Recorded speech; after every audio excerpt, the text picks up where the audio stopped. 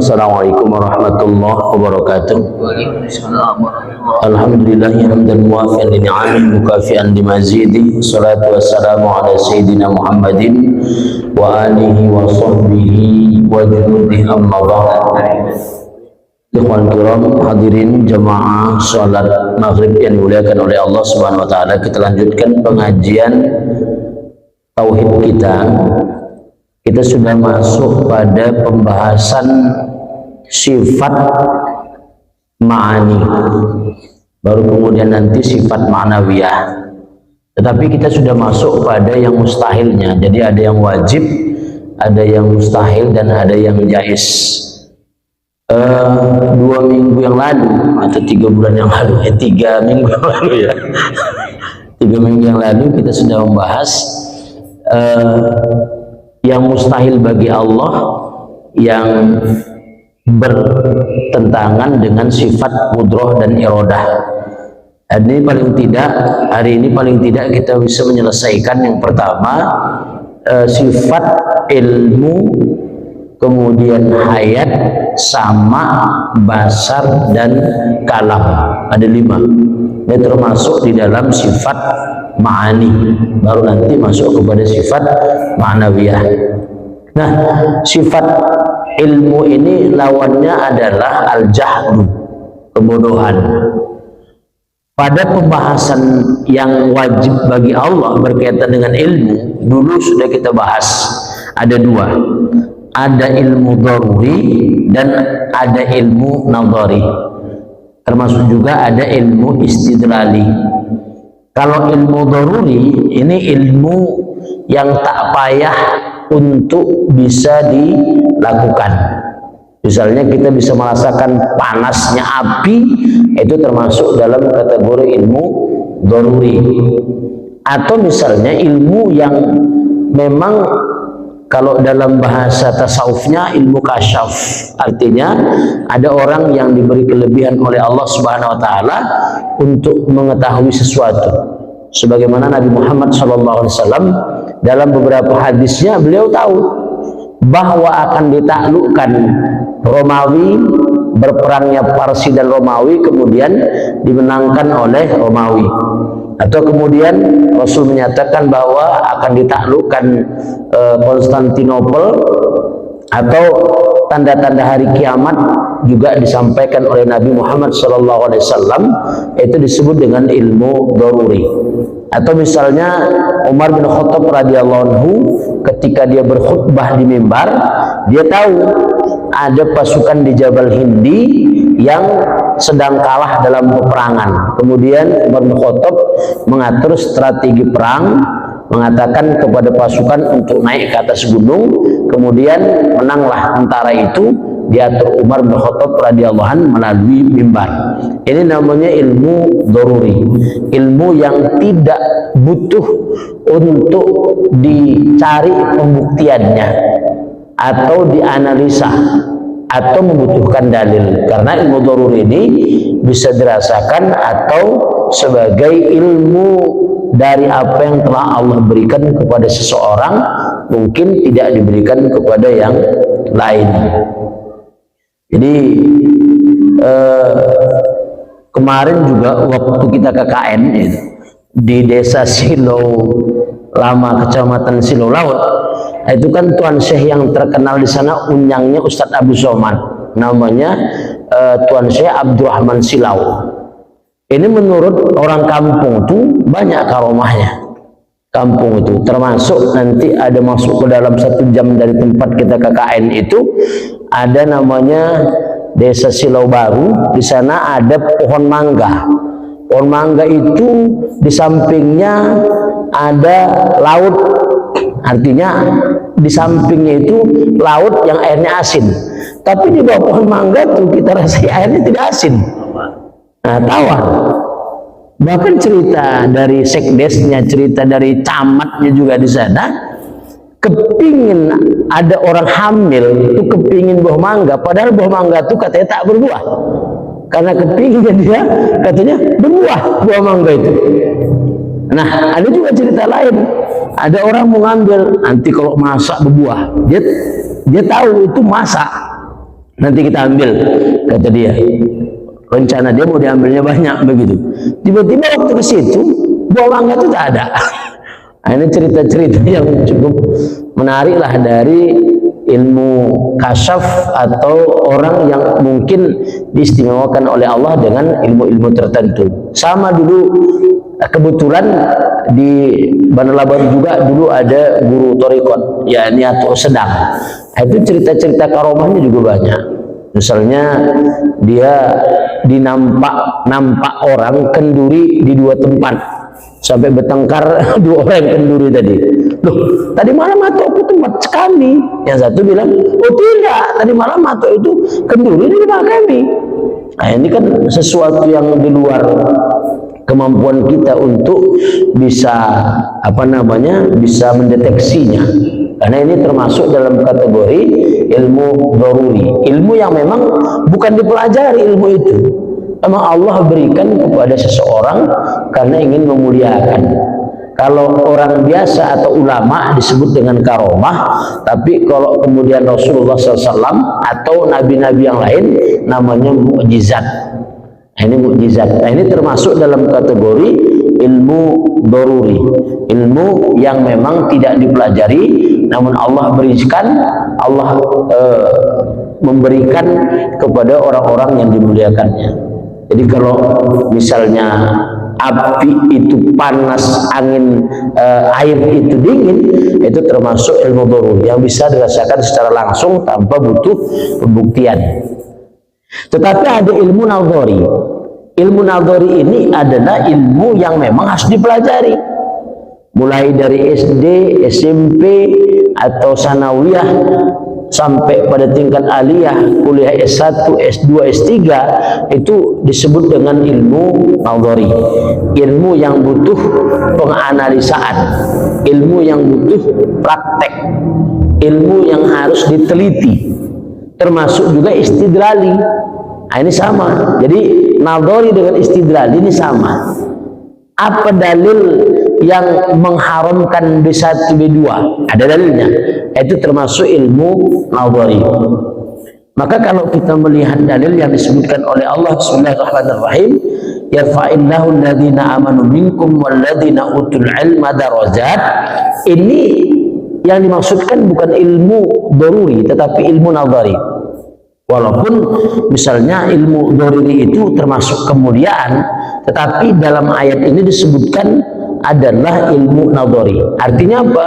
Orang yang memang meneliti atau melakukan penelitian, mempraktekannya, kemudian mengajarkannya pada orang lain, termasuk ilmu istidlali, ilmu tentang sejarah Nabi Muhammad SAW, ilmu tentang sejarah sahabat atau sejarah para ulama, ilmu-ilmu, pokoknya semua ilmu yang dipelajari baik butuh analisa, penelitian atau dalil, namanya ilmu nadhari.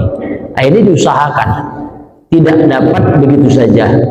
Makanya kalimat yarfa'illahu alladhina amanu minkum walladhina utul ilma darajat, itu yang dimaksudkan adalah ilmu nadhari, ilmu yang memang tadi butuh penelitian dan analisa. Karena Allah mengangkat derajat orang-orang yang beriman dan orang-orang yang berilmu beberapa derajat. Artinya orang yang berilmu yang mengusahakan dirinya untuk mendapatkan ilmu nadhari tadi itu atau istidlali, itu akan diangkat oleh Allah Subhanahu wa taala derajatnya daripada orang yang tidak memiliki ilmu nadhari atau ilmu istidlali. Kenapa? Karena ini butuh usaha. Sedangkan ilmu daruri tadi tidak butuh usaha. Dia bisa langsung merasakan bagaimana panasnya api atau bagaimana merasakan dinginnya air tadi itu, atau mungkin kemuliaannya karena amalnya. Jadi kemuliaannya itu karena amalnya, atau kemuliaannya karena kudrah dan iradah dari Allah, dan juga termasuk masyiatullah. Kemarin kita sudah membahas tentang Bani Israel yang cemburu kepada Nabi Muhammad SAW karena Bani Israel ini merasa nabi-nabi itu layak turun dari golongan mereka, dari keturunan-keturunan mereka. ternyata Nabi Muhammad SAW tidak turun melalui Bani Israel, tetapi dari Bani Ismail. Sehingga dengan begitulah kemudian kalau bahasa kita mereka merajuk lah, merajuk mau beriman kepada Nabi Muhammad SAW. Kenapa? Karena sebelumnya mereka sudah sesumbar, sebelumnya mereka sudah sombong bahwa nanti di akhir zaman akan ada Nabi dan itu berasal dari keturunan kami, kata orang-orang Bani Israel. Sehingga dengan sesumbarnya mereka, dengan sombongnya mereka ingin melewati kudrah dan iradah Allah. Mereka ingin melewati masyiatullah. Akhirnya Allah kudrah, iradah dan masyiatullah kan bukan berasal dari Bani Israel, tetapi dari Bani Ismail. Karena itu mereka menantang Allah dari sisi kudrah, iradah dan masyiatullah. Nah, ilmu yang berkaitan dengan hal-hal tersebut disebut sebagai ilmu nadhari, untuk bisa dipelajari. Nah, karena itu maka penetapan Nabi sebagai seorang Rasul yang diangkat oleh Allah itu daruri, mukjizat itu daruri. Dan termasuk Al-Quran yang diturunkan oleh Allah Subhanahu wa Ta'ala ini adalah bagi Nabi sebagai sebuah mukjizat adalah daruri. Tetapi bagi kita untuk kemudian kita pelajari mulai huruf per hurufnya, mulai kata per katanya, mulai istinbat hukum yang terdapat di dalamnya, ini bagi kita ini adalah ilmu nadhari atau ilmu istidlali. Kenapa? Karena memang beberapa penjelasan dalam Al-Quran bisa dibuktikan melalui analisa. Termasuk ini juga menjadi dalil terhadap hukum yang ditetapkan untuk mencapai hakikat hukum tersebut. Kenapa hukumnya haram? Kenapa hukumnya makruh? Kenapa hukumnya mubah, sunnah dan wajib? Ini berasal dari Al-Quran. Kalau tidak ada dalil maka tidak bisa kita menetapkan hukum itu. Walaupun nanti kita pemahamannya, walaupun nanti misalnya memahami Al-Quran ini kan tidak dengan mantuk saja. Mantuk itu artinya yang tertulis, tetapi juga ada mafhumnya. Karena kalau memahami Al-Quran menggunakan mantuk atau menggunakan lafaz tertulis, maka akan banyak hukum-hukum yang terdapat dalam Al-Quran itu diabaikan. Bagaimana kita bisa mendapatkan hukum haramnya memukul orang tua dengan roti? Kan tidak ada tertulis. Yang tertulis itu adalah wala taqul lahuma uffin wala tanharhuma, kemudian wa qul lahuma qaulan karima. Yang tertulis kan itu. Maka muncullah dalam istilah usul fikih namanya mafhum muwafaqah. Mafhum muwafaqah ini maksudnya sedangkan mengatakan saja tidak boleh, apalagi memukul dengan roti. Nah, itu mafhum muwafaqah. Nanti ada lagi namanya mafhum mukhalafah dalam ilmu usul fikih. Nah, itu namanya ilmu nadhari atau ilmu istidlali. Termasuk juga misalnya ada nanti ma'lul. Ma'lul itu mencari illat untuk terbitnya hukum dalam ilmu usul fikih. Nah, semua itu termasuk ilmu nadhari atau ilmu istidlali. Makanya Allah akan mengangkat derajat orang-orang yang memang memahami ilmu melalui nadhari, melalui istidlali tadi itu. Sedangkan daruri itu kudrah Allah, itu iradah Allah, itu masyiatullah yang tidak bisa diganggu-gugat. Ketika orang beramal, Allah memberikan karamatul aulia, Allah memberikan mukjizat, itu tidak dipelajari. Makanya Rasulullah SAW mendapatkan ilmu menurut para ulama tauhid itu dengan daruri. Rasul tidak belajar, tapi Allah memberitahukan secara langsung. Tetapi bagi kita bahwa tidak bisa, kita itu harus mendapatkan ilmu melalui ilmu nadhari. Kenapa? Makanya kan begini, sebagian besar di kalangan para ulama menyatakan Nabi itu bukan mujtahid. Nabi itu begitu ada persoalan langsung turun ayat. Begitu ada persoalan langsung turun ayat. Makanya kalau mujtahid tidak. Kalau mujtahid itu dia harus belajar dulu. Ini gimana hukumnya? Ini gimana hukumnya? Contoh misalnya berkaitan dengan persoalan bayi tabung. Apakah halal atau tidak? Sedangkan dalam Al-Quran tidak ada. Dalam hadis tidak ada. Maka seorang ulama mujtahid itu menggali hukum. Dia melihat dulu, oh ayatnya mana yang pas untuk menghukumi apa yang menjadi hukum bayi tabung. Sehingga ada seorang ulama yang menyatakan bayi tabung kalau sel spermanya dari ayahnya, dari suaminya, sel telurnya dari istrinya, maka bayi tabungnya adalah halal. Tetapi kalau misalnya sel spermanya dari Maradona, sel telurnya dari Madonna, hukumnya adalah haram. Kenapa? Karena dia tidak menikah. Tapi kalau sel sperma dengan sel telurnya kemudian diletakkan di tabung, kemudian disuntikkan lagi kepada seorang wanita yang menjadi istrinya tadi itu hukumnya adalah halal. Nah ini kan di zaman Rasul belum ada, di zaman sahabat belum ada. Maka ulama kemudian beristihad. Kalau ulama beristihad memang mumpuni ilmunya, memang ilmunya cukup untuk melakukan istihad. Kalaupun benar, dia pahalanya 2, kalau salah pahalanya 1. Itu mustahil, tapi ilmunya betul. Gitu. Jangan kayak Panji Kuhilang. Nah, itu beristihad pula dia tak cukup ilmunya, kemudian menyalahi hukum syara pula kan. Sudahlah sholatnya jarang-jarang, ada perempuan pula satu di situ, pun ada pula orang kafir di situ ikut. Ini yang jadi persoalan. Nah, jadi di situ. Sedangkan Nabi Muhammad SAW oleh sebagian ulama menyatakan Nabi itu bukan mujtahid.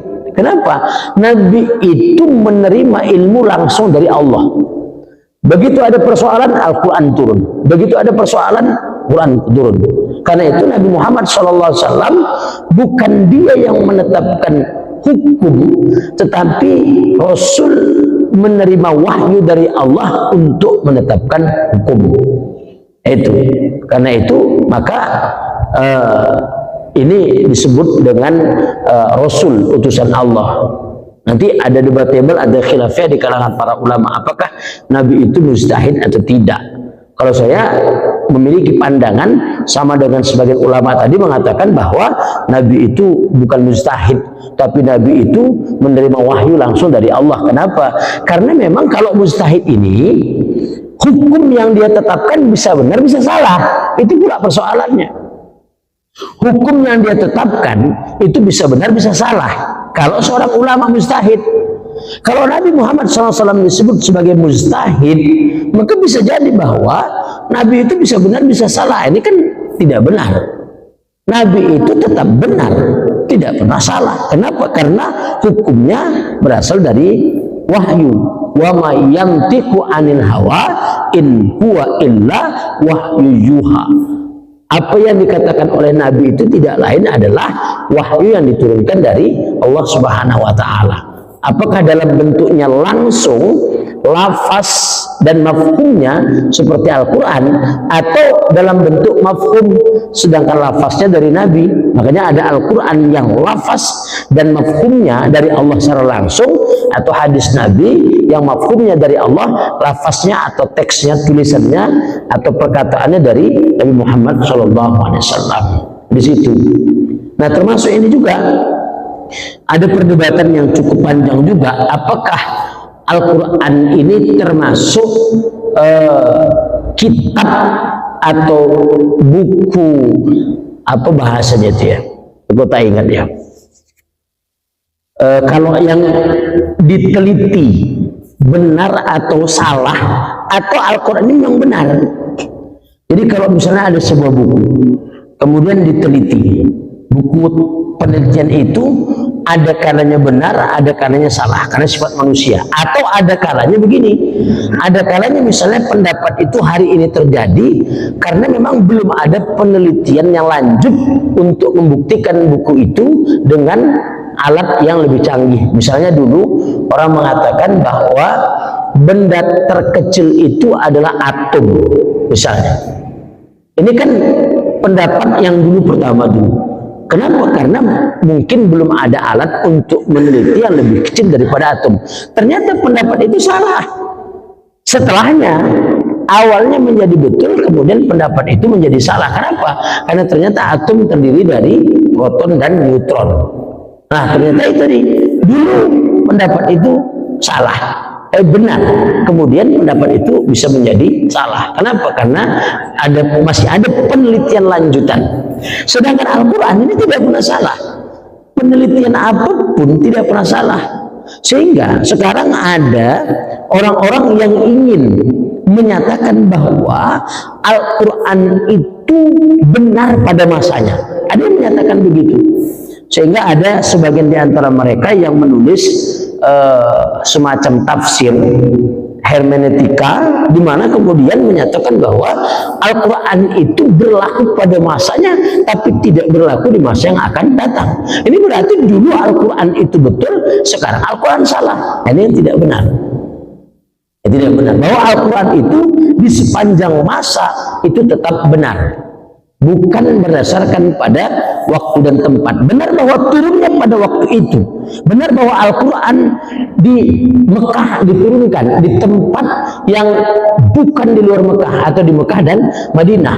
Al-Quran diturunkan di Mekah dan Madinah atau beberapa tempat di Jazirah Arab. Tetapi bahwa Al-Quran itu bisa diamalkan di sepanjang masa, Al-Quran itu bisa diamalkan di sepanjang zaman dan dimanapun tempatnya itu. Tetapi memang butuh pendalaman terhadap hukum yang dikeluarkan dari Al-Quran, baik yang terlafaz atau termafhum atau termaknul tadi itu. Di situ memahaminya. Tidak bisa kemudian ini tak ada teksnya, bid'ah, dhalalah finnar. Tidak bisa begitu. Artinya baik Al-Quran ataupun hadis itu memahaminya dengan tiga macam tadi itu. Jadi bukan hanya terlafaz saja, tetapi juga ada termafhum dan termaknun. Sehingga Al-Quran itu sepanjang masa, baik lafaznya, baik mafhumnya atau maknunnya itu benar. Sehingga Al-Quran ini bukanlah semacam buku-buku yang lain yang bisa jadi pada masanya buku itu benar, tetapi setelahnya kemudian salah. Jadi kalau kita misalnya ada beberapa buku filsafat yang ditulis oleh orang-orang terdahulu, itu pada masa itu benar, tetapi belakang setelah diteliti ada juga kesalahannya. Al-Quran tidak seperti itu, karena memang Al-Quran wajib untuk diimani sepanjang masa. Ini butuh yang namanya ilmu nadhari atau ilmu istidlali tadi untuk bisa membenarkan Al-Quran. Karena memang satu persatu huruf yang terdapat dalam Al-Quran, kata-katanya, kalimat-kalimatnya, itu bisa kita nikmati kalau misalnya kita memahami teks per teks, kalimat per kalimat, atau huruf per huruf, bahkan antara satu surah dengan surah yang lain, antara satu ayat dengan ayat yang lain, itu bisa dinikmati kalau kita belajar namanya ilmu balaghah. Itu nikmat betul. Wow, kenapa ini bahasanya begini? Nanti Allah menyatakan satu dengan kalimat khalaqa, tetapi dalam kalimat lain ja'ala. Ada rahasia apa dalam kalimat khalaqa ini? Ada rahasia apa dalam kalimat ja'ala? Kenapa ini berbeda dengan yang ini? Itu nanti dibahas dalam ilmu balaghah atau ilmu apa namanya ma'ani. Jadi ini terkait dengan sifat dari ilmu, ada yang dharuri, ada yang nadhari. Sedangkan yang menjadi kemustahilan bagi Allah itu adalah al-jahl, kebodohan, dan yang semakna dengan itu. Ya, bodoh ini kan banyak maknanya. Bodoh bisa sama dengan gila. Gila ini pun banyak dibagi-bagi lagi nih. Jadi kalau kita melihat ada muka 1000 ya, muka 1000 itu sama mukanya itu kan. Ini tahap lagi dibilang orang. Ada gila namanya polong, ada juga macam-macam kan. Gila. Ini gila. Gila itu berarti bahwa akalnya tidak berfungsi sebagaimana akal orang yang sehat. Apa fungsi otak? Jadi kan kalau kita belajar tentang akal atau mafhum atau pemahaman, kan ada 4 komponen pada tubuh kita ini. Ada mata untuk melihat, ada telinga untuk bisa mendengar, yang disebut dengan panca indera, itu yang pertama. Kemudian yang kedua, ada otak.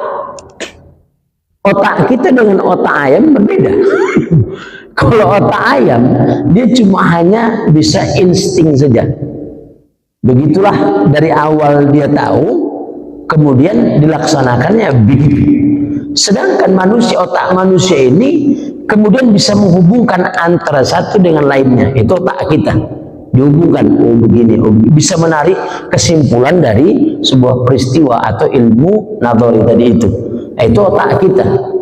Tetapi bahwa otak kita tidak akan berfungsi dengan benar kalau tidak ada maklumat sabiqah, kalau tidak ada ilmu yang diajarkan oleh Allah Subhanahu wa Ta'ala. Tidak ada. Baru kemudian ada kesimpulan dari ilmu yang difahamkan kepada kita oleh Allah. Kenapa Nabi Adam alaihissalam bisa menjadi guru malaikat? Karena memang Allah telah mengajarkan nama-nama atau beberapa ilmu kepada Nabi Adam, tapi tidak diajarkan kepada malaikat, tak diajarkan. Sehingga kemudian Allah memerintahkan kepada Nabi Adam untuk mengajari malaikat beberapa ilmu itu atau beberapa nama yang sudah diajarkan oleh Allah Subhanahu wa Ta'ala.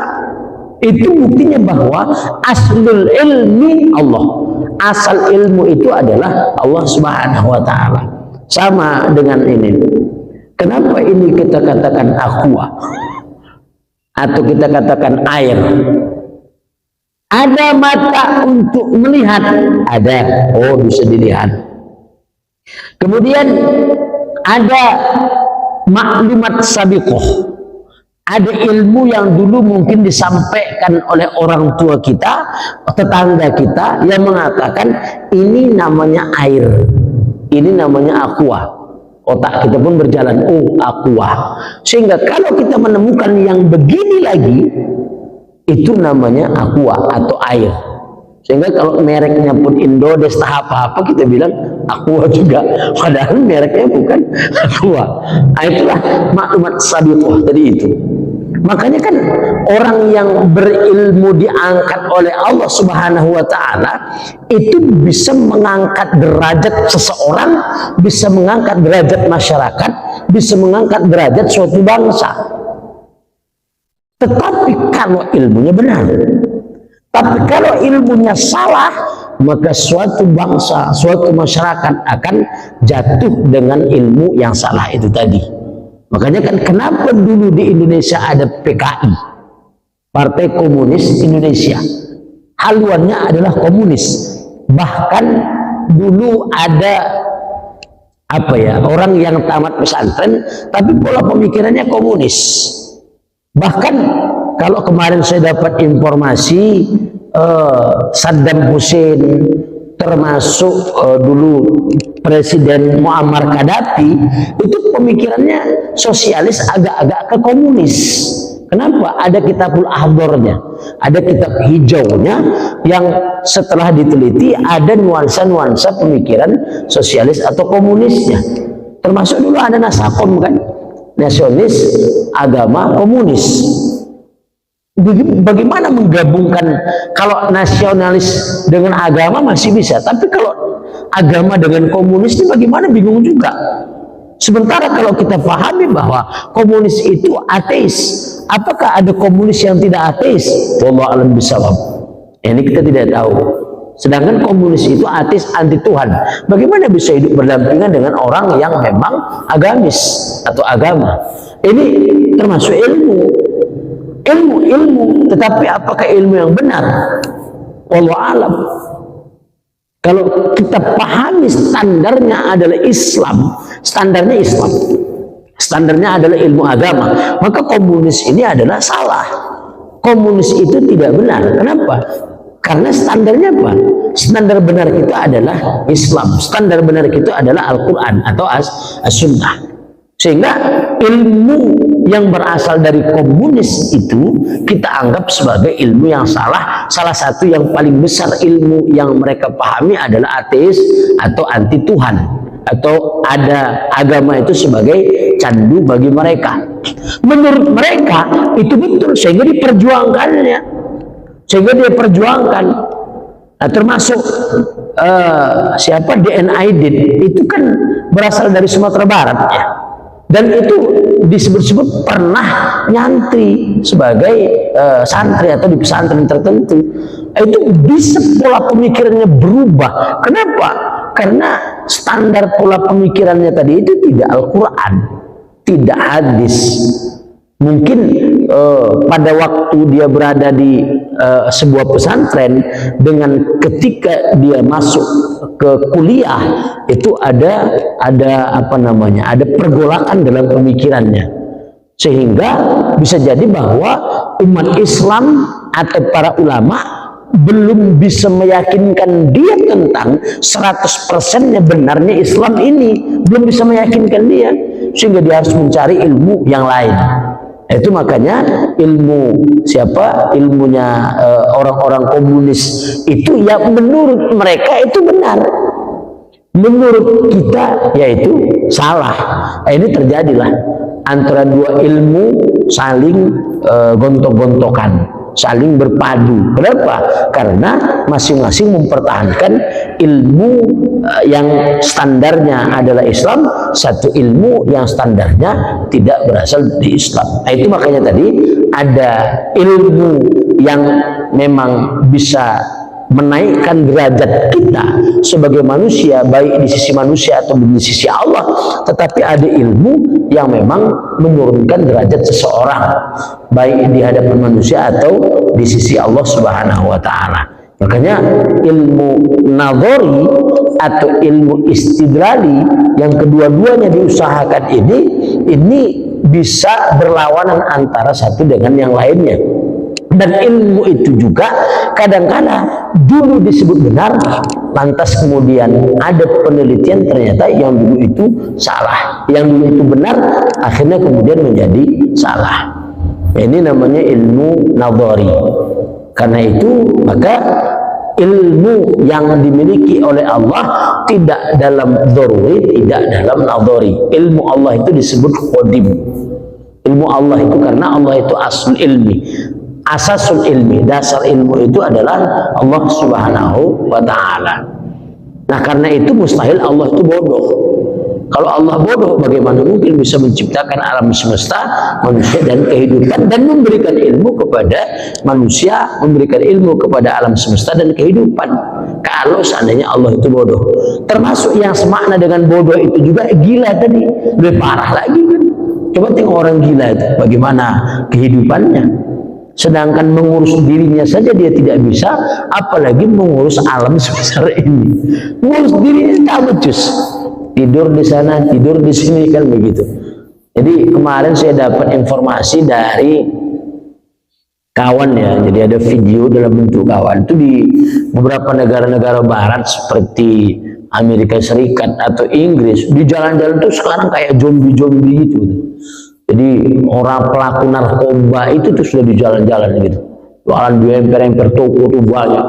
Saya dapat video itu, wah, ratusan terkelapar apa namanya, menggepar-gepar di apa namanya, di emper-emper toko begitu. Nah itu ya termasuk itulah, itu semakna dengan bodoh tadi itu. Jadi dia mabuk atau asukran, mabuk atau gila, itu semakna dengan kebodohan tadi itu. Termasuk juga dalam bahasa yang agak lebih ke atasnya, lupa.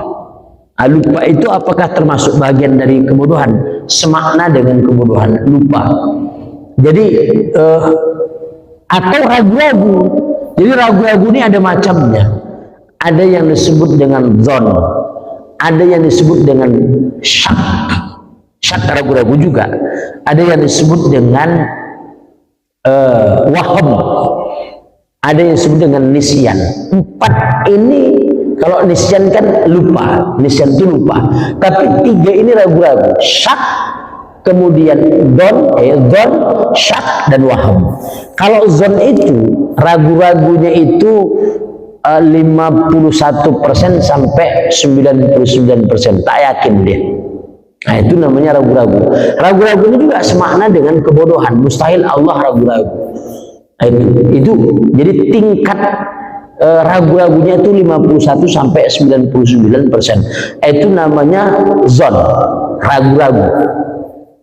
Nah, sedangkan kalau syak 50-50, syak itu ragu juga, sama dengan makna la raiba fih, la syakka fih. Dzalikal kitabu la raiba fihi. Al-Quran itu tidak ada keraguan di dalamnya. Jadi kalau di dalam tafsir yang lain, la raiba maknanya la syakka. Tetapi nanti ada penjelasan dari para ulama, la raiba itu memiliki 3 tingkatan tadi itu. La dhanna, la syakka, dan la wahma. Kenapa sih? Jadi tingkat keraguannya tadi itu tidak 51 sampai 99%, tidak 50% atau tidak 49 ke bawah. Presentasinya begitu. Nah, sehingga hari ini kita sudah menjelaskan bahwa Allah itu memiliki sifat atau wajib untuk kita yakini bahwa Allah itu memiliki sifat ilmu, dan mustahil Allah itu adalah al-jahdu, bodoh, atau semakna dengan itu. Mungkin demikian saja karena waktu sudah habis, tidak ada pertanyaan. Alhamdulillah. Kalau Ustaz Sukri nanya, ampun lah Pak. Terima kasih. Kita tutup dengan doa. Bismillahirrahmanirrahim. Allahumma alimna ma jahilna wa dzakkirna ma nasina wa anfa'na bima 'allamtana ya Allah ya arhamar rahimin. Allahumma faqihna fid din. Allahumma faqihna fid din. Allahumma faqihna fid din ya mujibat du'a'i sa'ilin. Wa sallallahu sallam alaihi alhamdulillahi rabbil alamin. Dan liqa ma'as salamah. Assalamualaikum warahmatullahi wabarakatuh.